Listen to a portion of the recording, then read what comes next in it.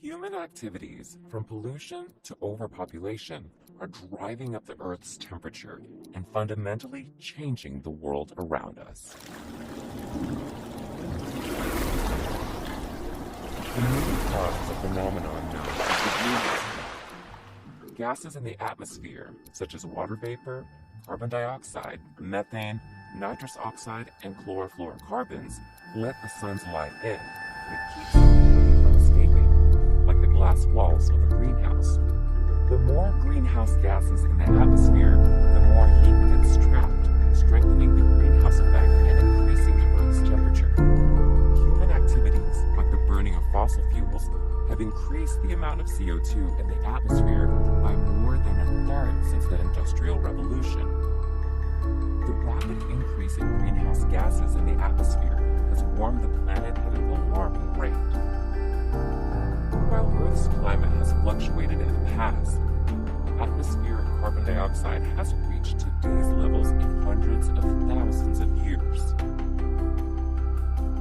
Climate change has consequences for our oceans, our weather, our food sources, and our health. Ice sheets, such as Greenland and Antarctica, are melting. The extra water that was once held in glaciers causes sea levels to rise and spills out of the oceans, flooding coastal regions. Warmer temperatures also make weather more extreme.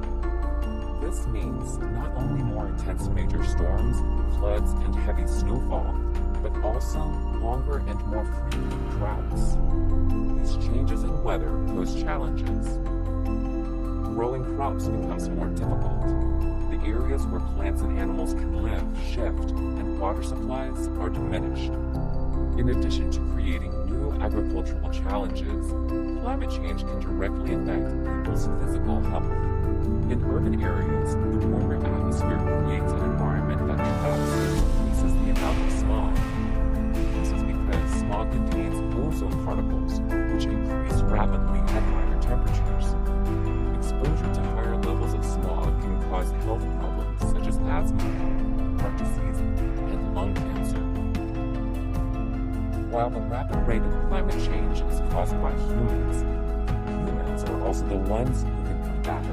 If we work to replace fossil fuels with renewable energy sources like solar and wind, which don't produce greenhouse gas emissions, we might still be able to prevent some of the worst effects of climate change.